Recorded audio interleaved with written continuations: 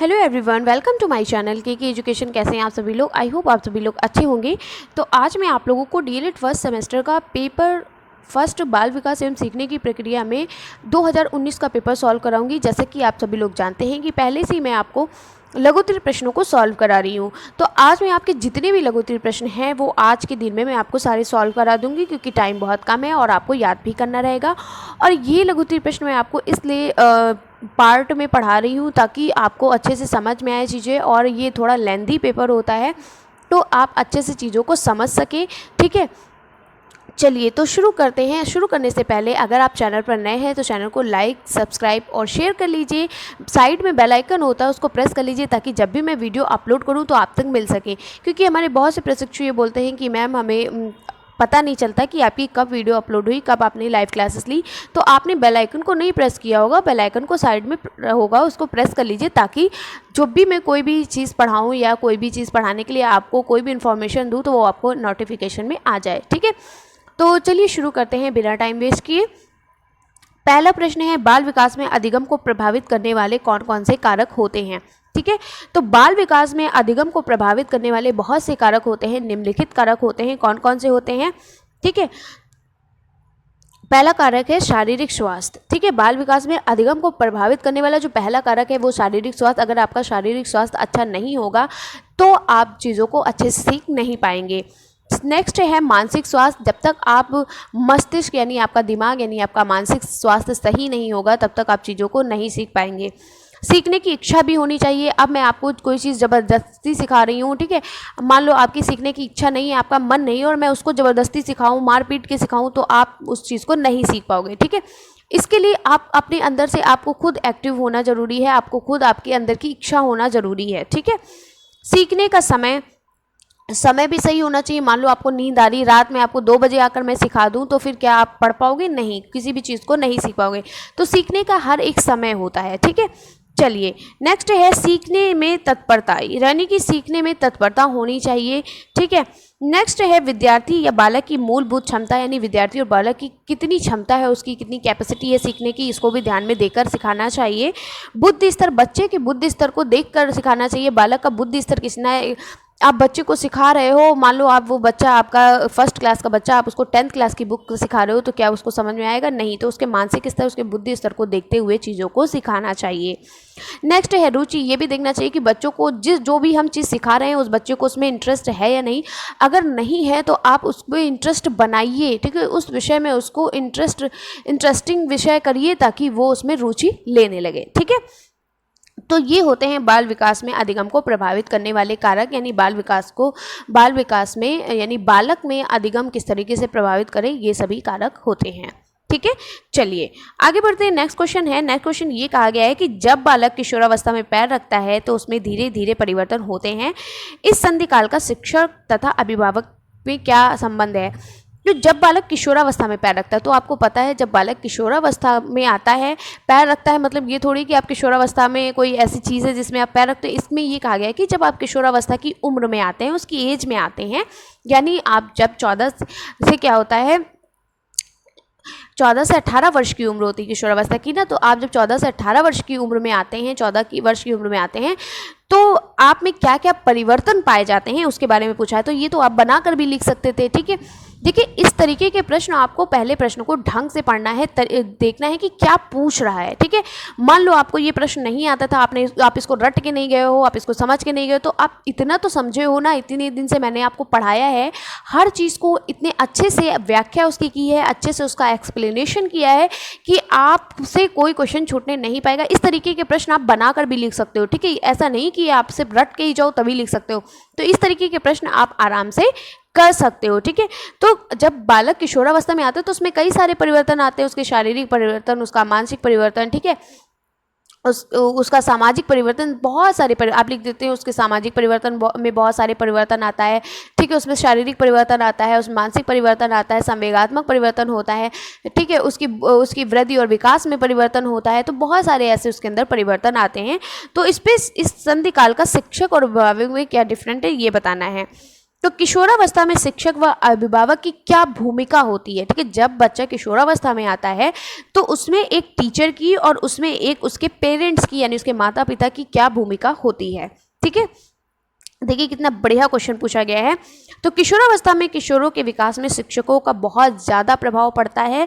विद्यार्थी की भावनाओं का यदि आदर किया जाए तो पढ़ाई में उसे आनंद आता है। ठीक है, अगर विद्यार्थी क्या सोच रहे हैं, क्या समझ रहे हैं, अगर उनकी भावनाओं का हम आदर करेंगे, उनकी भावनाओं को समझेंगे तो उसको पढ़ाई में और आनंद आएगा यानी और इंटरेस्ट आएगा। यदि शिक्षक उचित रूप से प्रशिक्षित है, हंसमुक्त एवं उत्साहित हो तो बच्चों में छिपी प्रतिभा जो होती है वो क्या होती है, जागृत कर सकता है। यानी अगर शिक्षक हंसमुख टाइप का होता है या फिर शिक्षक जो है बहुत उत्साहित होता है, बहुत शिक्षक जो होता है बहुत ज़्यादा लगाव वाला होता है, बहुत प्रेम से आपसे बात करता है, तो बच्चों में जो छिपी प्रतिभा जो होती है वो जागृत होती है। अगर शिक्षक बहुत डरपोक है, बहुत मतलब ऐसा हो, भयानक सा हो, आ गया बस डांटने लगा, मारने पीटने लगा, ठीक है, और आप कोई प्रश्न पूछ रहे हैं बस आपको डांट दिया बिना उत्तर दिए, तो इससे आपके अंदर की जो भावना होती है, आपके अंदर की जो प्रतिभा होती है वो जागृत नहीं होती है। किशोर अपने बारे में सकारात्मक सोच बना सकते हैं। ठीक है, अगर शिक्षक अच्छा है तो उनसे प्रश्न पूछेंगे, जो भी गलतियां होंगी उसके बारे में समझेगा और अपने अंदर क्या है, अपने अंदर पॉजिटिव थिंकिंग ला सकेगा। ठीक है, अप्रशिक्षित योग्य अध्यापक किशोरों में नकारात्मक प्रभाव डाल सकते हैं, विद्यालय जाने से कतराते हैं, पढ़ाई में रुचि कम हो जाती है तथा अच्छे परिणाम नहीं आते हैं। जब वो स्कूल नहीं जाएगा उसके अंदर निगेटिविटी आ जाएगी, स्कूल नहीं जाएगा और स्कूल ना जाने की वजह से तो फिर उसका रिजल्ट कैसा आएगा, बेकार आएगा। ठीक है, शिक्षक शैक्षिक व सामाजिक कौशल देने की भूमिका अतिरिक्त अभिभावकों तथा किशोरों के मध्य पीढ़ी अंतराल को कम दायित्व भी निभा सकते हैं। विद्यालय में अभिभावक तथा शिक्षकों के बीच बैठक होनी चाहिए जिससे अभिभावक के विचार बच्चों तक क्या होने चाहिए, मित्रवत ढंग से पहुंचाए जा सके। ठीक है, यानी किशोरावस्था में जो बच्चा है अब वो बड़ा हो गया है, समझदार हो गया है, 14 से 18 साल का हो गया, यानी कि वो अब हाई स्कूल में आ गया है। ठीक है, 9, 10, 11, 12 इस क्लास में आ गया है, तो अब इतना तो वो समझदार हो गया है कि वो उसको कैसे पढ़ना है, क्या नहीं पढ़ना है। लेकिन अब इतना भी समझदार नहीं हुआ है कि उसको दुनिया की हर चीज़ें पता है, यानी उसको अपने सब्जेक्ट बारे में, अगर इतना ही समझदार होता तो वो दूसरों से क्यों पढ़ेगा, वो एक शिक्षक से क्यों पढ़ेगा। ठीक है, तो इसीलिए यहाँ पर शिक्षक और अभिभावक की भूमिका बहुत ज़्यादा ही मायने रखती है। ठीक है, चलिए नेक्स्ट क्वेश्चन है प्रक्षेपण विधियाँ। जो प्रक्षेपण विधि होती हैं, ठीक है, व्यक्तित्व प्रक्षेपण विधियाँ कौन कौन सी होती हैं और व्यक्तित्व प्रक्षेपण विधियों का वर्णन कीजिए। यानी व्यक्तित्व प्रक्षेपण की जितनी भी विधि, व्यक्तित्व मापन की प्रक्षेपण जो विधियाँ होती हैं, तो व्यक्तित्व मापन की प्रक्षेपण विधियों का वर्णन कीजिए कहा है, यानी कि जितनी भी विधि है सबको आपको विद एक्सप्लेन करके आपको बताना है। ठीक है, ये बहुत ही लेंदी है। देखिए कुछ क्वेश्चंस बहुत लेंदी होते हैं जिनको आप चाह कर भी नहीं छोड़ सकते, उनके बारे में जब वो पूछा ही गया है कि वर्णन कीजिए तो वर्णन करना ही पड़ेगा। तो प्लीज़ आप जल्दी जल्दी कॉपी को लिखना सीखिए, आपकी स्पीड अच्छी होनी चाहिए। बहुत हाथ दर्द करते हैं जब आप पेपर देकर निकलते हो, क्योंकि 2 घंटे का टाइम होता है और आपको कितने क्वेश्चंस करने होते हैं, 30 क्वेश्चंस करने होते हैं, 40 करने होते हैं, जिसमें से आपके 15 बहुविकल्पी होते हैं, 15 आपके अति लघु उत्तरीय होते हैं और 10 आपके लघु उत्तरीय होते हैं, और जो 2 नंबर के होते हैं वो बिल्कुल 10 नंबर के हो जाते हैं। समझ में आया? चलिए, तो सबसे पहले हम थोड़ा सा जान लेते हैं कि जो व्यक्तित्व मापन की जो प्रक्षेपण विधियां होती वो होती क्या हैं। ठीक है, तो प्रक्षेपण विधियों का आशय है कि अचेतन मन में दबे संवेगों, भावनाओं आदि को किन्हीं व्यवहारों के माध्यम से बाहर निकालना, यानी अच्छे व्यवहार के माध्यम से या बुरे व्यवहार के माध्यम से, किसी भी व्यवहार के माध्यम से बाहर निकालना। ठीक है, व्यक्ति के अचेतन मन के अनेक भावनाएं, इच्छाएं, संवेगात्मक द्वंद्व आदि दबे रहते हैं जो उनके संतुलन को प्रभावित करते हैं, जिसको बाहर निकालना आवश्यक है। और आपको पता है अचेतन मन के बारे में किसने कहा था? हमारे सिगमंड फ्रायड जी ने कहा था, जो मनोविश्लेषणात्मक विज्ञान के मनोवैज्ञानिक हैं। ठीक है, चलिए व्यक्तित्व मापन की यहाँ से आपका मेन क्वेश्चन बनता है, वो तो मैंने आपको ऐसे ही बता दिया। अगर आप उसको नहीं भी लिखोगे तो कोई फर्क नहीं पड़ेगा, क्योंकि यहाँ पर क्वेश्चन पूछा गया था कि व्यक्तित्व मापन की प्रक्षेपण विधियों का वर्णन कीजिए। ठीक है, तो यहाँ पर आप यहाँ से भी शुरू कर सकते हैं। आप उसको एक्सप्लेन नहीं करना चाहें तो नहीं कर सकते, और अगर आप थोड़ा सा बता दोगे प्रक्षेपण क्या होता है तो अच्छी बात है। चलिए, व्यक्तित्व मापन की प्रक्षेपण विधियाँ निम्नलिखित होती हैं। कौन कौन सी? पहला है प्रासंगिक अंतर्बोध परीक्षण, जिसे आप टैट परीक्षण कहते हो। टैट परीक्षण हो गया। कैट परीक्षण, कैट का मतलब होता है बालकों का अंतर्बोध परीक्षण। रोरशा स्याही धब्बा परीक्षण होता है।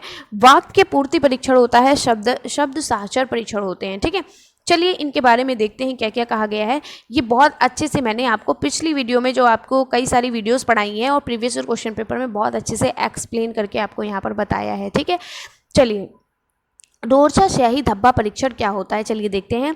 तो स्याही धब्बा परीक्षण का प्रतिपादन स्विट्जरलैंड के मनोचिकित्सक हरमन रोशा, ये एक चीज़ ध्यान रखिएगा, आप ऐसे भी लिख सकते हो कि रोशा स्याही धब्बा परीक्षण हरमन रोशा जी ने दिया है, यानी अपने ही नाम पर इन्होंने इस परीक्षण को दिया था। ठीक है, अपने ही नाम पर अपना परीक्षण दिया। ठीक है, रोशा स्याही धब्बा परीक्षण हरमन रोशा ने दिया है, जिन्होंने 1921 में इस परीक्षण का निर्माण किया था। कब किया था? 1921 में। कहानी के अनुसार पढ़िएगा, ठीक है, रटिएगा नहीं। अगर आप कहानी के जो मैं पढ़ा रही हूँ सिर्फ उसको आप ध्यान से सुनिए, ठीक है, कहानी के जैसे पढ़िए तो आपको याद हो जाएगा। इससे भी अच्छा एक्सप्लेनेशन मैंने आपको नेक्स्ट पिछली वीडियो जो पढ़ा चुकी हूँ उसमें दी है। तो रोशा स्याही धब्बा परीक्षण क्या होता है? ये हमारे जो स्विट्जरलैंड के मनोचिकित्सक थे हरमन रोशा जी ने, उन्होंने दिया था। कब दिया था? 1921 में दिया था। इनमें क्या होते हैं? 10 कार्ड होते हैं। ठीक है, क्या होते हैं? 10 कार्ड होते हैं, जिसमें से 5 जो होते हैं काले और 5 गत्ते पर स्याही के 10 धब्बे होते हैं। ठीक है, जिनमें से 5 काले और परीक्षण में गत्ते पर स्याही के 10 धब्बे होते हैं। 2 कार्डों पर लाल और काले तथा 3 कार्डों पर विभिन्न रंग की आकृतियां बनी होती हैं।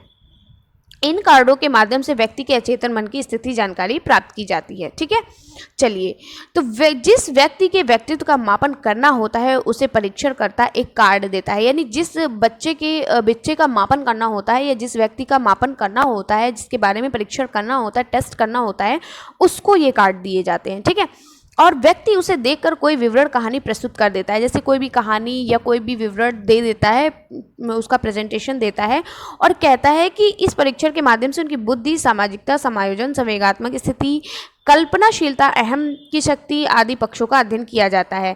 एक प्रशिक्षित मनोवैज्ञानिक की रॉर्स-चॉक परीक्षण को प्रशासित कर सकता है, यानी कि जिस बच्चे का टेस्ट लेना होता है उसको वो कार्ड दिए जाते हैं। 10 कार्ड होते हैं, उन कार्डों को एक एक करके कार्ड दिए जाते हैं और उन पे किसी कहानी को या उसके अंदर कहते हैं आपके अंदर जो भी कहानी समझ में आ रही है, या फिर कोई कहानी दे दी जाती है या फिर कोई मतलब विवरण दे दिया जाता है, तो उसके बारे में कहा जाता है उस कार्ड पर उस चित्र को बनाकर दिखाइए। ठीक है, तो उसके मन में जो दिमाग में आता है वो उसको बनाकर दिखाता है, तो इससे ये पता चलता है कि इसके मन में क्या क्या चीज़ें हैं। ठीक है, चलिए नेक्स्ट है प्रासंगिक अंतर्बोध परीक्षण, जिसे हम टैट परीक्षण कहते हैं। ये क्या होते हैं? TAT test in physical in Hindi thematic, इसका पूरा नाम क्या होता है? इंग्लिश में टैट का पूरा नाम होता है थीमेटिक एप्रिशिएशन टेस्ट, यानी अंतर्नाभि अभिबोध परीक्षण या प्रासंगिक अंतर्बोध परीक्षण। ठीक है, इसको मॉर्गन और मुरे ने दिया था। ठीक है, इसको मॉर्गन और मुरे ने दिया था 1935 ईस्वी में। ठीक है, कब दिया था? मॉर्गन और मुरे ने दिया। टैट परीक्षण को किसने दिया? मॉर्गन और मुरे ने दिया। हरमन रोशा स्याही धब्बा परीक्षण को किसने दिया था? हरमन रोशा ने दिया था। ठीक है, इसमें क्या होते हैं? इसमें 30 कार्ड पाए जाते हैं। ठीक है, 30 चित्रों के कार्ड होते हैं। ठीक है, याद रखिएगा, इसमें 30 चित्र, वो खाली कार्ड थे जिसमें बच्चों को चित्र बनाना होता था। कोई भी कहानी दे दी जाती थी, कोई भी कुछ दे दिया जाता था, उसमें चित्र बनाना होता था। लेकिन इसमें ऑलरेडी जो 30 कार्ड होते हैं टैट परीक्षण में, वो तीनों कार्ड में चित्र बने होते हैं। ठीक है, एक कार्ड जो होता है वो खाली होता है। ठीक, तो यानी कि कुल जो कार्ड होते हैं वो 31 होते हैं। 30 कार्ड जो होते हैं जिनमें चित्र बने होते हैं और एक कार्ड जो होता है वो क्या होता है? खाली होता है। ठीक है, एकदम सादा होता है। फिर क्या है? इसमें 10 कार्ड केवल पुरुषों के लिए, 10 कार्ड केवल स्त्रियों के लिए और 10 कार्ड दोनों के लिए होता है।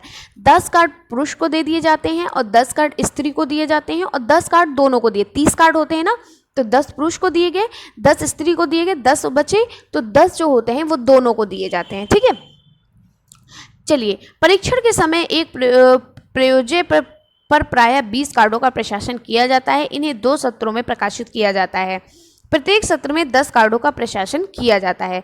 ये आप लिखना चाहो या ना लिखो कोई फर्क नहीं पड़ता, इतना आपको लिखना इंपॉर्टेंट है। ठीक है, जैसे इसमें भी आपका इतना इंपॉर्टेंट है, जो बहुत ज़्यादा इंपॉर्टेंट, बस इतनी चीज़ आप लिख सकते हो। ठीक है, लेकिन अगर आप एक्स्ट्रा लिखना चाहते हो किस लिए किया जाता है तो भी लिख सकते हो।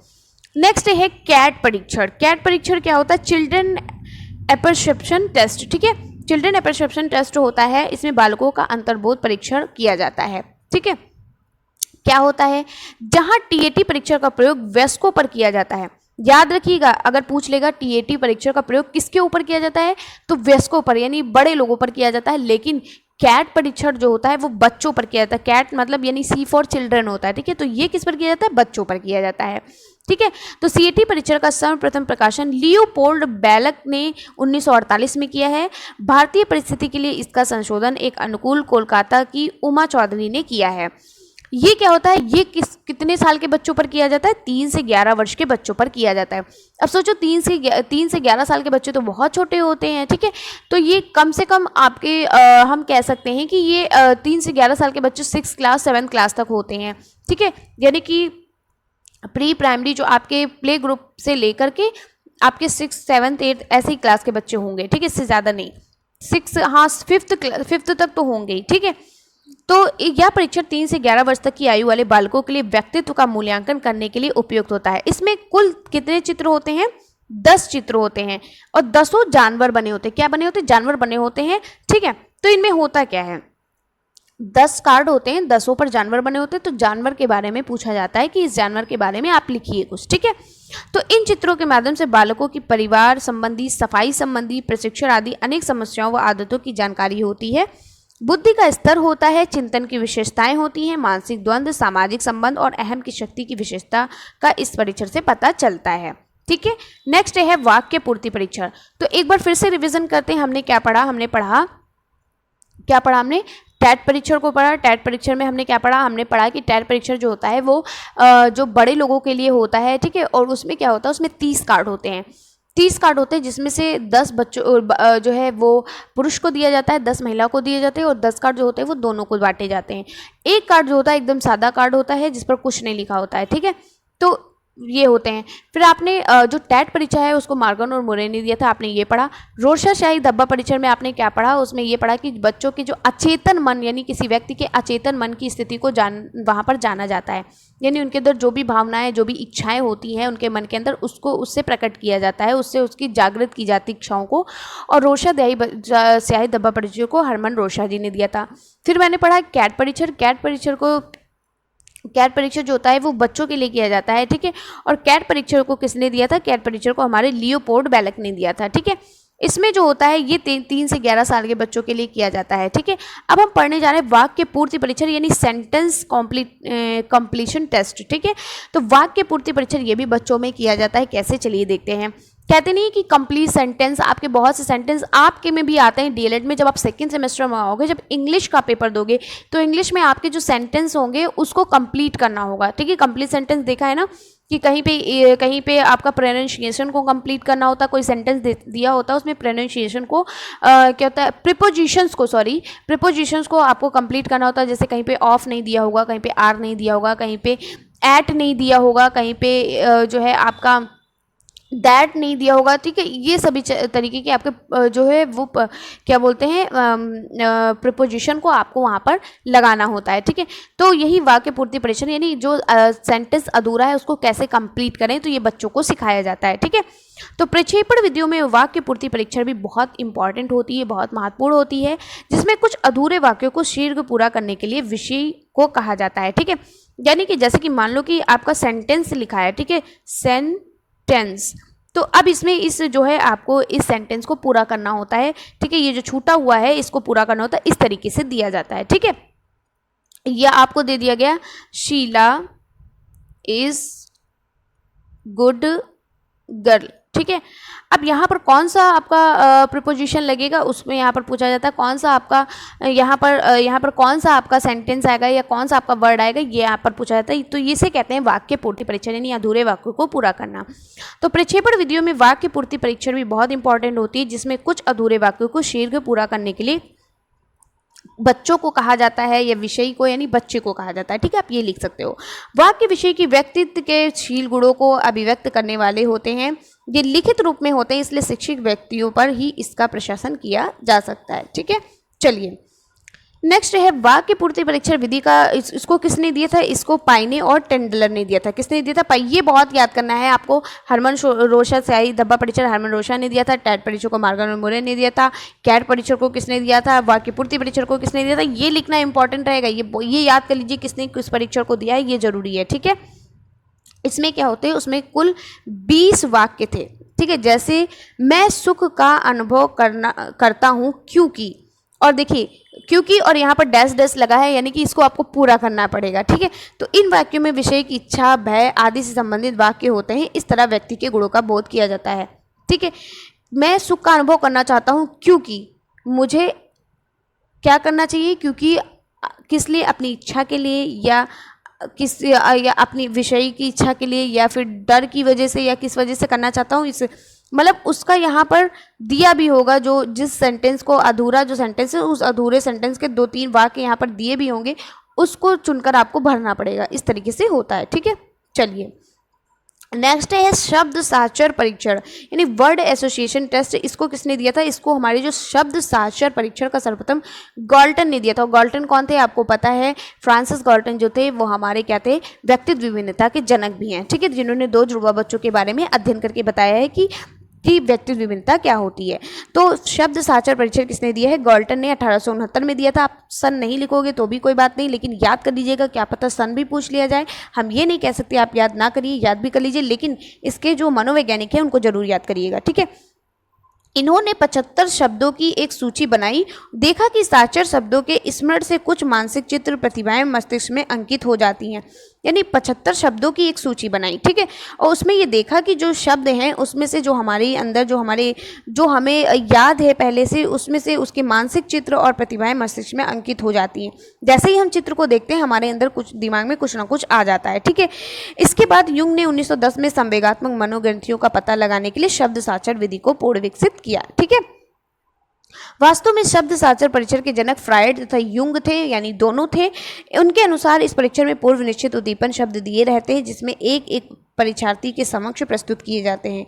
युंग से प्रेरित होकर कैंट रोजनाफ इसे बवाल आप नहीं लिख सकते हो, ठीक है, जो भी ऊपर जो भी दिया है वो उतना लिखो, ठीक है।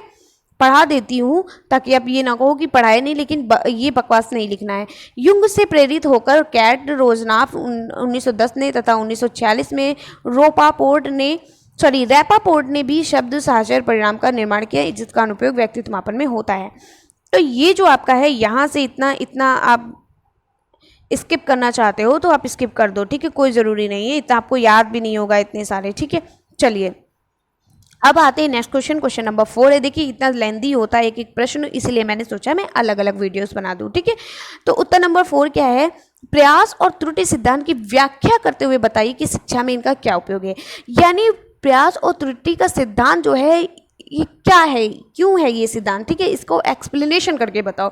यहाँ पर ये नहीं पूछा कि प्रयास और त्रुटि का सिद्धांत का प्रयोग किस पर किया गया, क्यों है, ये नहीं, क्यों है ये, इसकी व्याख्या करके इसका एक्सप्लेनेशन करते हुए शिक्षा में इसका क्या उपयोग है ये पूछा है। देखिए ध्यान से क्वेश्चन को पढ़िएगा, पता चला प्रयास और त्रुटि का सिद्धांत दिया और शुरू हो गए लिखना, ठीक है। तो आपको पता है थॉर्नडाइक ने कुत्ते पर किया था, तो आप कुत्ते के बारे में मत लिखते चले जाना कि उसको भूखा रखा गया 2 दिन और उसको फिर खाना दिया गया, फिर उसके बाद खाने पे लाल टपकाता था, उसके बाद बेल बजाई गई तो बेल पे लाल टपका, इसे बवाल नहीं लिखना है। ये पूछा गया है, क्वेश्चन को पढ़िएगा कि प्रयास और त्रुटि सिद्धांत की व्याख्या करते हुए शिक्षा में इनका क्या उपयोग है, ठीक है। चलिए बहुत अच्छे क्वेश्चन पूछे जाते हैं, आप आराम से बना के लिख सकते हो, आपको समझ में आएगा सब, ठीक है। तो प्रयास और त्रुटि के सिद्धांत के प्रतिपादक थॉर्नडाइक थे। कौन थे, सबसे पहले आप थोड़ा सा उनके बारे में लिखेंगे, कौन थे, थॉर्नडाइक थे, ठीक है। और अब ये भी लिख सकते हो कि सॉरी मैंने भी आपको बताया पावलाव ने कुत्ते पर किया था, पावलाव ने कुत्ते पर किया था, थॉर्नडाइक ने बिल्ली पर किया था, ठीक है। सीखने में यह सिद्धांत भी अपना विशेष महत्व रखता है। थॉर्नडाइक का विश्वास है कि चूहे तथा बिल्ली की तरह बालक भी प्रयास और त्रुटि के द्वारा सीखते हैं, यानी आप भी गलती करते हो तब आप सीखते हो, ठीक है। जब भी आप किसी चीज़ को सीखते हो तो उसमें बहुत सारी गलतियां होती, गलतियों के साथ साथ ही आप सीखते हो, ठीक है। ऐसा नहीं कि सिर्फ जानवर ही गलती करते हैं और सीखते हैं, आप भी जब भी किसी चीज़ को सीखते हो तो पहले एक बार में नहीं सीख पाते हो, ठीक है, कई सारे प्रयास के बाद ही आप उसको सीख पाते हो, ठीक है। तो यही कहा है कि प्रयास और त्रुटि के सिद्धांत के प्रतिपादक थॉर्नडाइक थे। इन्होंने कहा कि सीखने में यह सिद्धांत भी अपना विशेष महत्व रखता है। थॉर्नडाइक का विश्वास है कि चूहे तथा बिल्ली की तरह बच्चे भी यानी बालक भी प्रयास और त्रुटि के द्वारा सीखते हैं, ठीक है।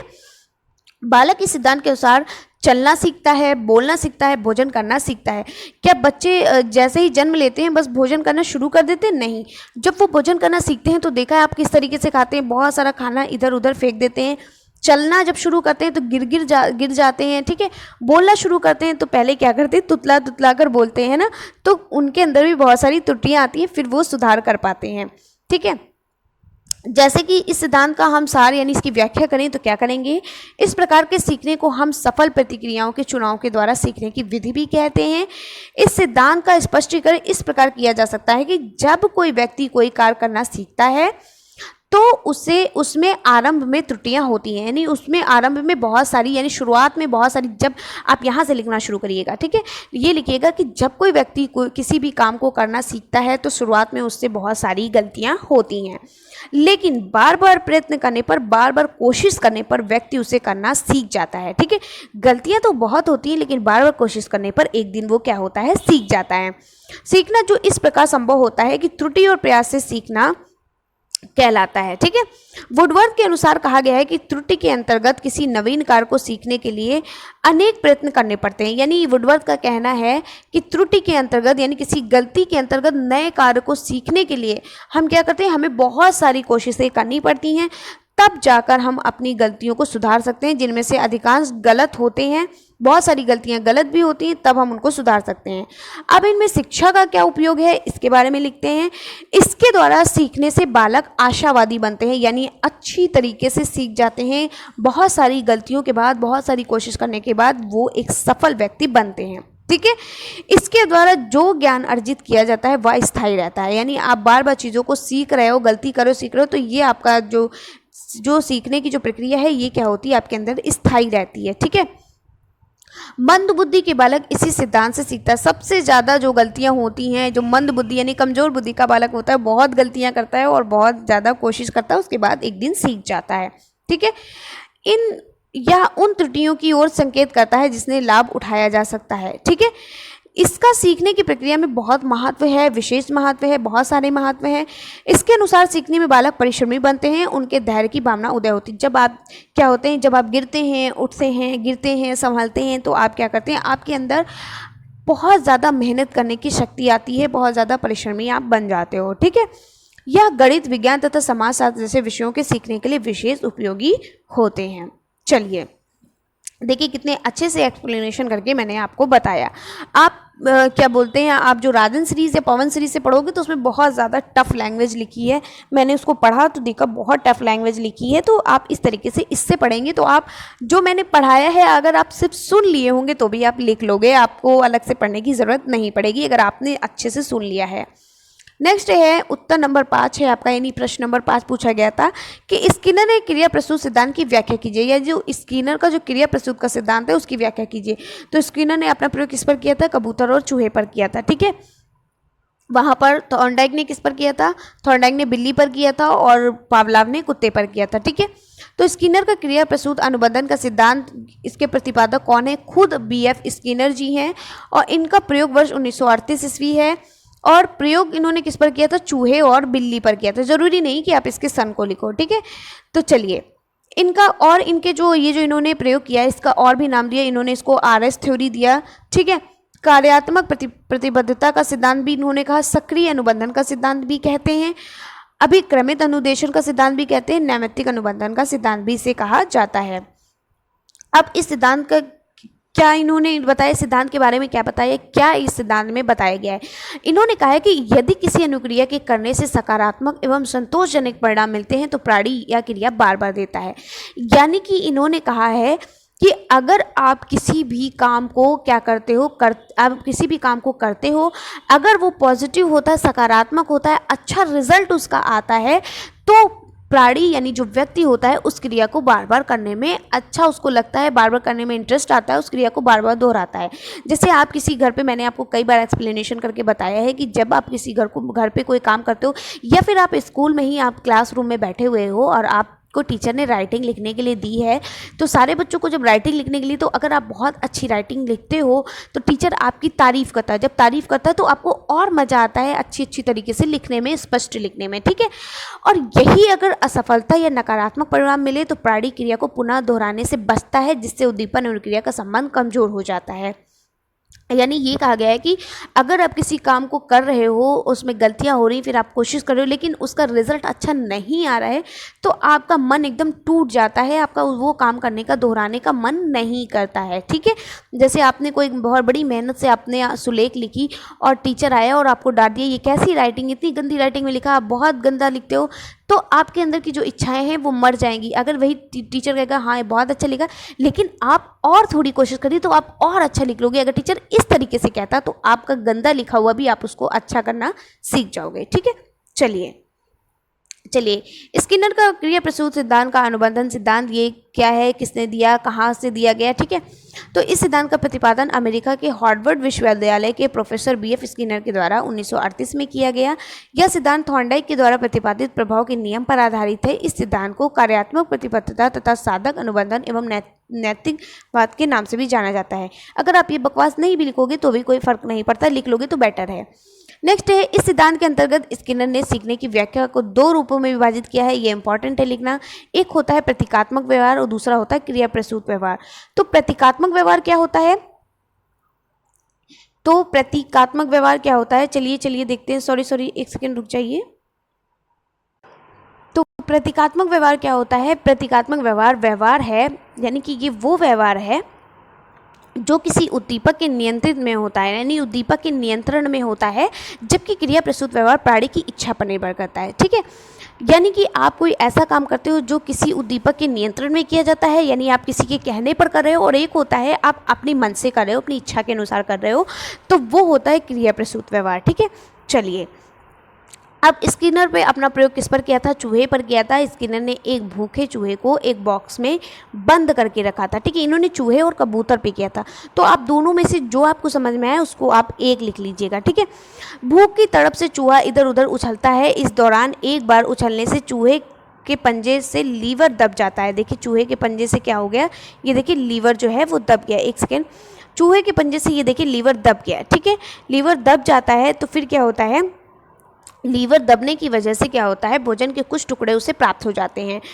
ऐसा कई बार उछल कूद करने से लीवर के दबने से चूहे को भोजन प्राप्त हो जाता है। इस प्रकार बार बार भोजन मिलने से चूहा लीवर को दबाकर भोजन प्राप्त करने की कला को सीख जाता है। यानी कि बार बार प्रयास करने पर वो उस कला को सीख जाता है। आप किसी चीज़ को बार बार कोशिश करते हो तो वो एक ना एक दिन आप सीख जाते हो उसके बारे में। ठीक है, तो इसी तरीके से चूहे का पैर अचानक से लीवर पे पड़ता है और लीवर पे पड़ने के बाद वो क्या करता है, उसको भोजन प्राप्त हो जाता है। तो इस तरीके से कई बार उसने क्रियाएं की और वो समझ गया कि अब मैं लीवर पे पैर रखूँगा तो मुझे भोजन मिल जाएगा। ठीक है, तो भोजन चूहे के लिए प्रबलन और भूख उसके लिए प्रणोदय का कार्य करती है। तो ये देखिए चूहा है और इसने लीवर पे पैर रखा, इसको भोजन मिल गया। ठीक है, चलिए इतना बहुत है। अब उत्तर नंबर 6 यानी प्रश्न नंबर 6 क्या पूछा गया है, सीखने सिखाने तथा विद्यालय व्यवस्था के संदर्भ में समुदाय के सक्रिय सदस्यों का अभिप्रेरण में योगदान स्पष्ट कीजिए। यानी अभिप्रेरणा में क्या योगदान होगा। ठीक है, चलिए क्या है, समुदाय को शिक्षा का प्रभावपूर्ण साधन बनाने के लिए हम अग्र सुझाव दे सकते हैं। पहला है कि आदर्श उदाहरण समुदाय को बालक के समक्ष समाज सेवा तथा न्याय आदि के आदर्श एवं सहयोगपूर्ण उदाहरण प्रस्तुत करने चाहिए, जिससे वह सामाजिक दुनिया से व्यवस्थापन कर सके तथा उनकी प्रगति में यथाशक्ति योगदान दे सके। यानी ऐसे व्यक्ति के बारे में बताना चाहिए जो दुनिया के लिए बहुत अच्छा व्यक्ति है, एक आदर्श व्यक्ति है, एक न्यायी व्यक्ति है। उसके बारे में आप किसी चीज़ को प्रस्तुत करके उसके बारे में बताओगे। जैसे आप महात्मा गांधी के बारे में बच्चों को बताते हो, या बुक में आपके महात्मा गांधी का चित्र बना हुआ है, उनकी पूरी जीवन परिचय लिखा हुआ है, उनकी पूरी जीवनी लिखी हुई है, आप उसके बारे में बताते हो तो बच्चा अच्छे से सीख जाता है। ठीक है, या आप खुद करके चीज़ों को सिखाते हो तो बच्चा क्या होता है, अच्छे से सीख जाता है। नेक्स्ट है व्यापक दृष्टिकोण। समुदाय का दृष्टिकोण व्यापक होना चाहिए। समुदाय को चाहिए कि वह अपने प्रभावों को केवल विशेष समुदाय अथवा जाति तक ही सीमित ना रखे, बल्कि विशाल समुदाय तथा विश्व तक पहुँचाए तथा जातिपात, सांप्रदायिकता, पक्षपातों से ऊपर उठकर आदर्श उदाहरण प्रस्तुत कर तथा ये आदर्श उदाहरण प्रस्तुत करें कि समुदाय का लक्ष्य मानव जीवन की सच्ची सेवा करना है। नेक्स्ट है शैक्षिक वातावरण। समुदाय का कर्तव्य है कि यह बालकों को बड़े वातावरण से बचाकर, यहाँ पर बड़े नहीं, यहाँ पर होगा बुरे वातावरण से। ठीक है, बुरे वातावरण से बचाकर अच्छे से अच्छा शैक्षिक वातावरण प्रस्तुत करे, जिससे उसे व्यक्ति का उचित दिशा में सर्वोत्तम विकास हो सके। ठीक है, नेक्स्ट है समुदाय स्कूलों की स्थापना। समुदाय के अशिक्षित प्रौढ़ व्यक्तियों को शिक्षित करने के लिए स्कूलों की व्यवस्था होनी परम आवश्यक है।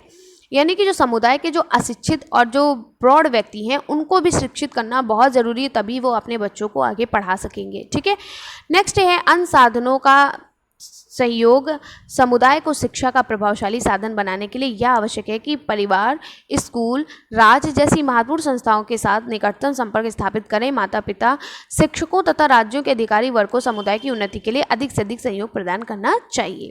तो ये सब चीज़ें हैं सुधार करने के लिए। नेक्स्ट क्वेश्चन देखिए क्या पूछा गया, अंतर्दृष्टि में पूर्व दृष्टि निहित होता है, कथन को स्पष्ट कीजिए। देखिए इस तरीके के क्वेश्चन आएंगे और आप वहाँ पर चकमा खा जाओगे, चकमा ये खा जाओगे कि भैया ये कहाँ से क्वेश्चन आ गया, ये तो मैम ने भी नहीं पढ़ा है, ये तो किस सीरीज़ में सीरीज़ में तो होगा क्योंकि ये प्रीवियस ईयर क्वेश्चन पेपर है। तो इस तरीके के क्वेश्चन बनेंगे, ध्यान दीजिएगा। आप ये मत सोचिए कि इस तरीके जैसा मैंने एकदम सिंपल सा क्वेश्चन पढ़ा वैसे ही आएगा, बिल्कुल नहीं। क्वेश्चन को घुमा के अब देखिए अंतर्दृष्टि सूच का सिद्धांत कितने दिया था, हमारे कोहलर ने दिया था। ठीक है, किस पर दिया था, वन मानुष पर दिया था। तो कोहलर ने दिया था और यही पूछा है कि उसके कथन को स्पष्ट कीजिए। यानी कोहलर ने जो अंतर्दृष्टि सूच का सिद्धांत दिया था उसके बारे में क्या कहा उन्होंने, क्यों दिया था। ठीक है, उसमें क्या व्याख्या, उसकी व्याख्या आपको करनी है कि उसमें क्या दिया है। ठीक है, तो ये सिर्फ आपको बताना है। और आप जब देखोगे कि अंतर्दृष्टि में पूर्व दृष्टि निहित होती, कथन को स्पष्ट कीजिए, भैया ये तो मैंने पढ़ा नहीं, अब ये क्या है, कुछ नहीं है, बस आपको ये पॉइंट सिर्फ देखना है, ये शब्द देखने हैं कि शब्द कहाँ से आ रहे हैं। इसीलिए मैंने कहा कि सिर्फ अगर आपको क्वेश्चन नहीं आ रहा है तो उस पॉइंट को देखिए, उस शब्द को देखिए कि क्या पूछ रहा है। नहीं समझ में आ रहा आपको क्वेश्चन, कोई मतलब नहीं। ठीक है, ध्यान से सुनिए मेरी बात को। अगर देखिए डरने की बात नहीं है कि पेपर टफ आता है, पेपर टफ नहीं आता, बिल्कुल नहीं आता है। आपसे वही क्वेश्चन पूछे जाते हैं, सिर्फ घुमा के पूछ दिए जाते हैं, तो आप कहते हो ये आउट ऑफ सिलेबस है या फिर आपने ये पढ़ा नहीं है। सब पढ़े होते हो, बस कर नहीं पाते हो। ठीक है, तो बार बार मैं कहती हूँ क्वेश्चन को अच्छे से समझिएगा। आपको कुछ नहीं आ रहा समझ में, क्वेश्चन समझ में नहीं आ रहा है, क्या है, सिर्फ इस चीज़ को ध्यान देखिए। अंतर्दृष्टि, अंतर्दृष्टि आपने कहाँ पढ़ा था, याद करिए। अंतर्दृष्टि एवं सूच का सिद्धांत हमने पढ़ा है कोहलर में। बस कोहलर के बारे में शुरू कर दीजिए कि उन्होंने अंतर्दृष्टि के बारे में क्या बताया, बस यही पूछा है यहाँ पर। उसकी व्याख्या करने के लिए पूछा है, थोड़ा सा डिफरेंट कर दिया है क्वेश्चन को। ठीक है, इस तरीके के क्वेश्चन आते हैं। ठीक, चलिए अब आपसे गलती नहीं होनी चाहिए और कम से कम 50 में 45 नंबर तो आने ही चाहिए। ठीक है, प्रोफेसर कोहलर के अनुसार अंतर्दृष्टि में पूर्व दृष्टि निहित होती है, इसकी व्याख्या करना है। क्या यानी कि उन्होंने अंतर्दृष्टि के सिद्धांत में क्या बताया है, इसकी व्याख्या करनी है। इस परिभाषा में यह स्पष्ट करने का प्रयास किया गया है कि व्यक्ति का व्यवहार पूर्णतः से निर्देशित होता है। व्यक्ति किसी वस्तु का पूर्ण रूप से प्रत्यक्षीकरण करता है, ना कि उसके भागों को। यानी पूरी तरीके से वो जो भी काम करता है पूरी तरीके से करता है, पूरी तरीके से उस निर्देश तक पहुंचता है, उसके आधे अधूरे काम को नहीं करता, उसके भागों के काम को नहीं करता है। ठीक है, यानी कि जो व्यक्ति का व्यवहार है वो पूरी तरीके से निर्देशित होता है। ठीक है, व्यक्ति किसी भी वस्तु का पूर्ण रूप से प्रत्यक्षीकरण करता है, पूर्ण रूप से उस वस्तु को जानना चाहता है। ठीक है, ना कि उसके भागों को। समझ में आया। तो प्रयोग जो है आपका सूझ द्वारा सीखने के सिद्धांत के प्रतिपादक जर्मनी के गेस्टॉल्टवादी हैं, इसलिए इसे गेस्टॉल्टवाद का सिद्धांत भी कहते हैं, इसे सूझ का सिद्धांत भी कहते हैं, इसे समग्रवाद का सिद्धांत भी कहते हैं, इसे संपूर्णवाद का सिद्धांत भी कहते हैं और इसका अर्थ भी होता है संपूर्ण आकृति। ठीक है, गेस्टॉल्ट का अर्थ क्या होता है, संपूर्ण आकृति। इसके अनुसार व्यक्ति द्वारा अपनी संपूर्ण परिस्थिति को अपनी मानसिक शक्ति द्वारा अच्छी तरह समझ लिया जाता है। यानी आप किसी समस्या समाधान में किसी परिस्थिति में पड़ गए हो तो क्या होता है, आप आधी अधूरी समस्या को सॉल्व करते हो, नहीं। जब तक आप पूरी तरीके से उस प्रॉब्लम को सॉल्व नहीं कर लेते हो, आप चुप नहीं बैठते हो, यानी पूरी आकृति तक आपको जाना होता है। ठीक है, तो क्या है, इसके अनुसार व्यक्ति द्वारा अपनी संपूर्ण परिस्थिति को अपनी मानसिक शक्ति द्वारा अच्छी तरह समझ लिया जाता है और सहसा उसे वह ठीक ठीक करना सीख जाता है। यह क्रिया वह स्वयं ही सूझ द्वारा करता है, यानी अपने ही तरीके से वो उसे करता है। इसी संबंध में कोहलर द्वारा अनेक प्रयोग किए गए हैं। कोहलर ने अपना प्रयोग चिंपैंजी पर किया था, जिसका नाम क्या था, सुल्तान था। ठीक है, बस यही बताना है आपको। चलिए नेक्स्ट क्वेश्चन है ध्यान या अवधान। देखिए क्वेश्चन ये पूछा गया था कि जो अवधान है, अवधान को प्रभावित करने वाले कारक कौन कौन से हैं। ठीक है, तो मैंने ध्यान भी यहाँ पर लिख दिया है। अब आप कहोगे ध्यान, देखो ध्यान का मतलब ही होता है अवधान। ठीक है, ध्यान कहो या अवधान कहो, बात एक ही है। अगर आपसे पूछ लिया गया कि ध्यान को प्रभावित करने वाले कारक क्या हैं तो भी सेम आंसर्स होगा, और अगर पूछ लिया गया अवधान को प्रभावित करने वाले कारक कौन कौन से हैं तो भी सेम आंसर होगा। ठीक है, तो चलिए ध्यान या अवधान होता क्या, थोड़ा इसको समझ लेते हैं।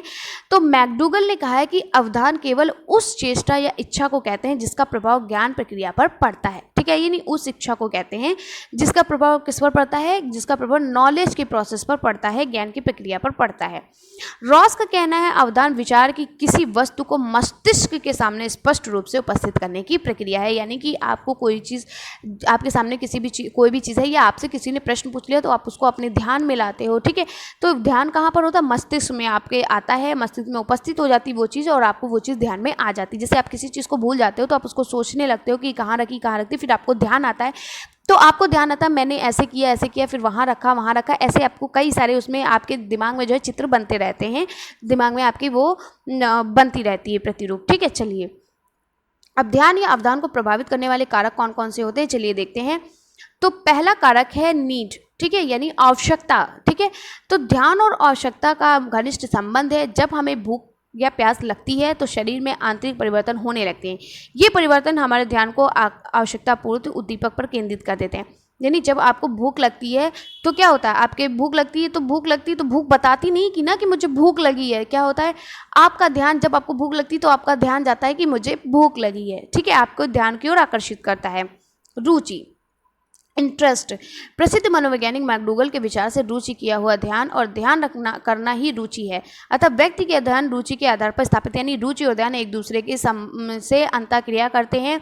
रुचि जभी होगी जहाँ पर आपका ध्यान होगा और ध्यान जभी होगा जहाँ पर आपको इंटरेस्ट होगा, ठीक है। चलिए, गोल, किसी लक्ष्य को प्राप्त करने के लिए आपको उस पर ध्यान देना होता है। चयन किए गए लक्ष्यों के उद्देश्यों को पूरा करने के प्रति व्यक्ति क्रियाशील रहता है, अतः अवसर मिलते ही उसका ध्यान अपने लक्ष्य की ओर स्वतः ही विस्थापित हो जाता है। जैसे छात्र का ध्यान पढ़ाई पर स्थापित होता है, ठीक है। मतलब यहाँ पर ये कहा गया कि लक्ष्य यानी गोल, जैसे आप क्या होते हो, मान लो आप किसी चीज़ में भटक गए, यानी आप जो है क्या कर रहे हो, आप गपशप कर रहे हो अपने फ्रेंड से, या फिर व्हाट्सएप ग्रुप पे आप चैटिंग कर रहे हो, या फिर मम्मी लोगों से बातें कर रहे हो। तो क्या होता है, आपका पेपर नज़दीक आ गया है, तो आप क्या करते हो, जैसी बात को फिर आप कहते हो अरे नहीं मुझे पढ़ना है, मेरा पेपर होने वाला है, ठीक है, मैं पढ़ने जा रहा हूँ। तो आपका ध्यान तुरंत क्या होता है कि आपका एग्ज़ाम आ गया है, आपको पढ़ना है, ठीक है। चलिए, नेक्स्ट क्वेश्चन है सांख्यिकी का महत्व क्या है, ठीक है। यहाँ पर सांख्यिकी गलत लिखा है, इसको सही कर लीजिएगा। सांख्यिकी इस तरीके से लिखा जाता है।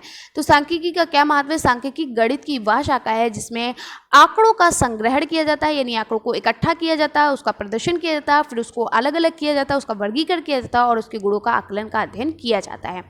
सांख्यिकी एक गणितीय विज्ञान है जिसमें किसी वस्तु, किसी अवयव, किसी तंत्र, किसी समुदाय से संबंधित आंकड़ों का संग्रह, विश्लेषण, व्याख्या या स्पष्टीकरण और प्रस्तुति की जाती है, ठीक है। तो ये सांख्यिकी की डिफिनेशन हो गई। तो कैसी लगी वीडियो कमेंट्स बॉक्स में ज़रूर बताइएगा। अगर वीडियो अच्छी लगी है तो लाइक करिए, आप लाइक, और वीडियो को देखिए शेयर करिए। आप वीडियो को शेयर करना भूल गए हैं, वीडियो को ज़्यादा से ज़्यादा शेयर करिए ताकि आपके जैसे और भी लोगों को लाभ मिल सके। और जितना मैं पढ़ा रही हूँ उसको जल्दी जल्दी से रिविज़न करते चलिए, ठीक है।